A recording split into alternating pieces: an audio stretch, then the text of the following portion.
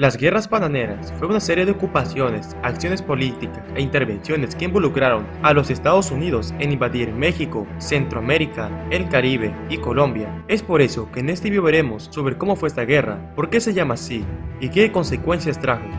Antes de empezar, quiero aclarar que este video no pretende generar odio hacia ningún país, solo lo hago para dar a conocer sucesos como este que no son tan conocidos. Aclarado esto, te invito a suscribirte al canal. Ahora sí, empecemos. El término de guerras bananeras fue así como se le conocía en Estados Unidos a un país de América en la que su economía era muy dependiente del campo agrícola. Se refería a ser un país pobre y con poca infraestructura.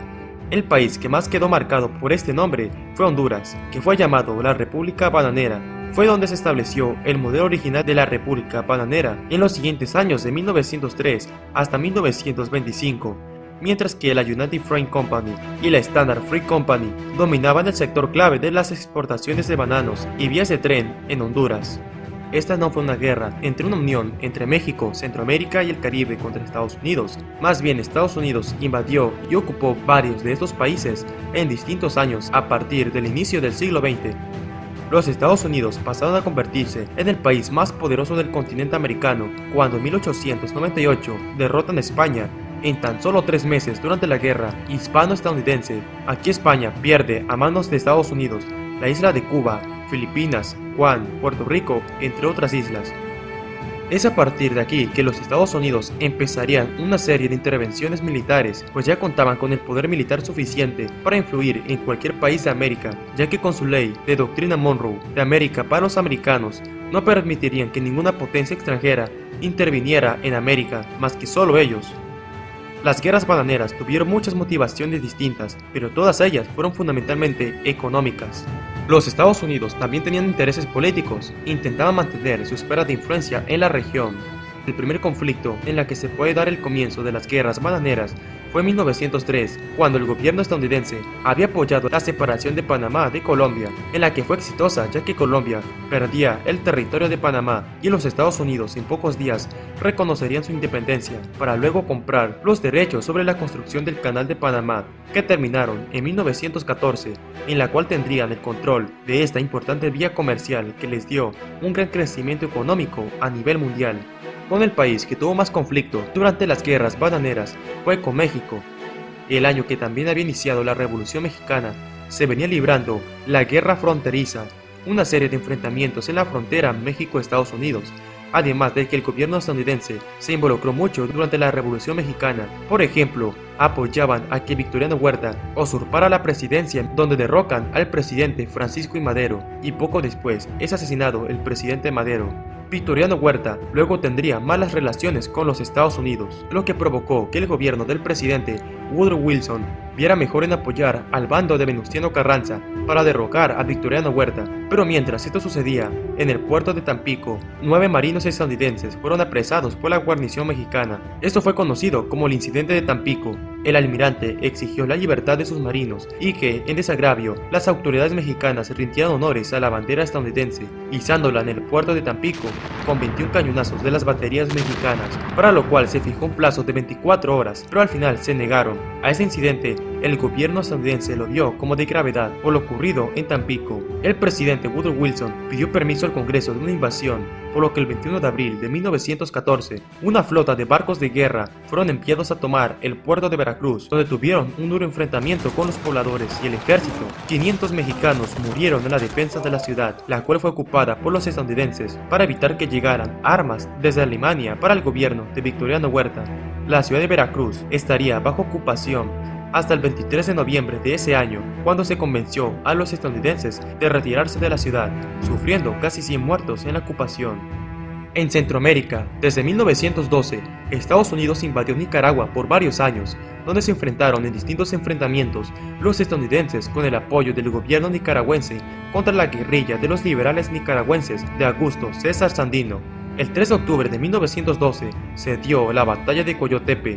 800 liberales se enfrentaron contra unos 3.800 del ejército de Nicaragua con el apoyo de 800 estadounidenses, en la que se saldó con victoria para las tropas combinadas conservadoras nicaragüenses y marinos estadounidenses. La ocupación duró más de 20 años, donde se da la batalla de Chinandega, que se desarrolló entre el 6 al 18 de febrero de 1926, y la batalla de Ocotal, ocurrida el 16 de julio de 1927, ambas ganadas por los estadounidenses, pero la guerrilla de Sandino siguió dando batalla. Sería hasta 1929 que, con la Gran Depresión que hizo que la economía mundial se cayera, provocó que los estadounidenses se empezaran a retirar de Nicaragua. Es así que la ocupación terminó hasta 1933 con su retirada de Nicaragua, acabando así el conflicto.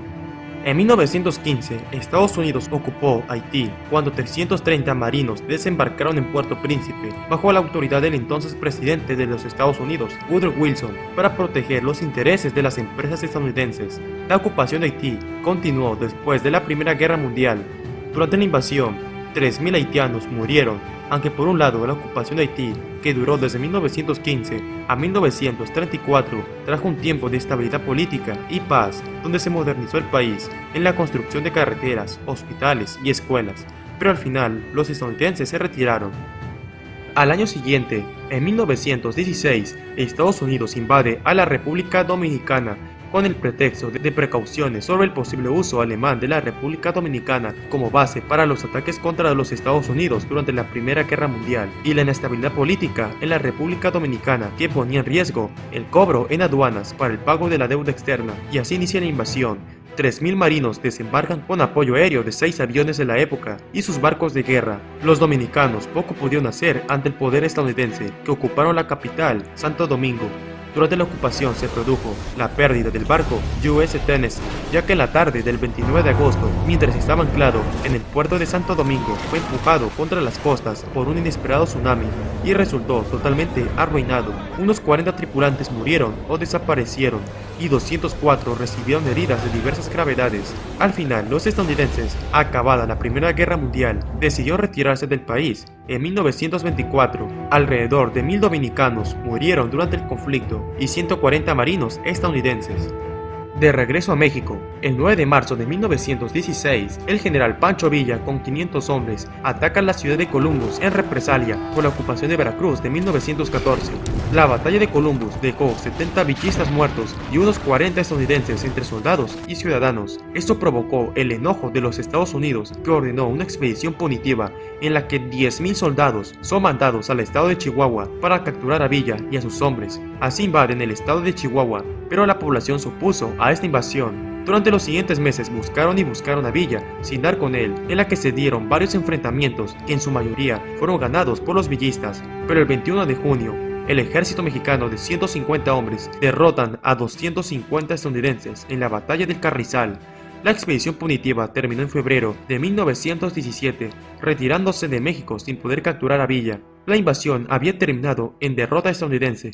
Estas invasiones de Estados Unidos a México provocó casi una guerra a gran escala entre los dos países, pero no se concretó porque en 1917 Estados Unidos descubrió que Alemania le envió un telegrama a México, porque en 1917 Inglaterra le hizo saber a los Estados Unidos que Alemania le envió un telegrama a México donde le proponía que se unieran a la Primera Guerra Mundial del bando alemán y que le declarara la guerra a los Estados Unidos, pero México no aceptó por estar en la revolución.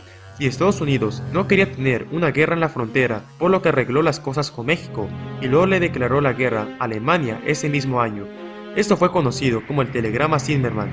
En Colombia, desde la pérdida de Panamá, Estados Unidos influyó en la economía del país.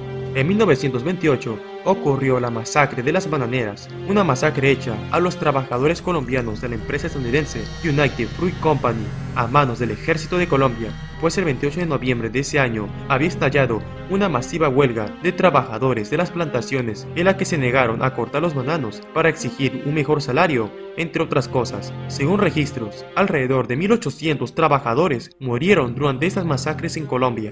También se dieron casos así en Guatemala, El Salvador y Honduras, pues eran países pequeños, donde mucha de su economía dependía de las exportaciones del plátano, del café o la caña de azúcar, donde la manejaban empresas estadounidenses. Todas estas intervenciones trajo un gran resentimiento por parte de estos países hacia los Estados Unidos. Estados Unidos decidió mejorar esto, tras lo que se da la política del buen vecino, una iniciativa política creada y presentada por la administración del gobierno estadounidense por Franklin D. Roosevelt, en lo referente a sus relaciones con América Latina durante los años de 1933 a 1945. La intervención de Estados Unidos en los asuntos internos de los países latinoamericanos fue moderándose. Buscaba particularmente una alianza y mejorar las relaciones con estos países, y así fue, ya que durante la Segunda Guerra Mundial, toda Latinoamérica se hizo aliado de los Estados Unidos. Aún así, con esta política del buen vecino no sirvió de mucho, pues siguió la intervención estadounidense en los países americanos, como la invasión a la República Dominicana en 1965, la invasión a Panamá en 1989 o el Plan Cóndor contra Sudamérica en apoyo a las dictaduras militares. Estas fueron las guerras bananeras. ¿Conocías este conflicto? Déjamelo saber en los comentarios, deja tu like, suscríbete al canal y hasta la próxima.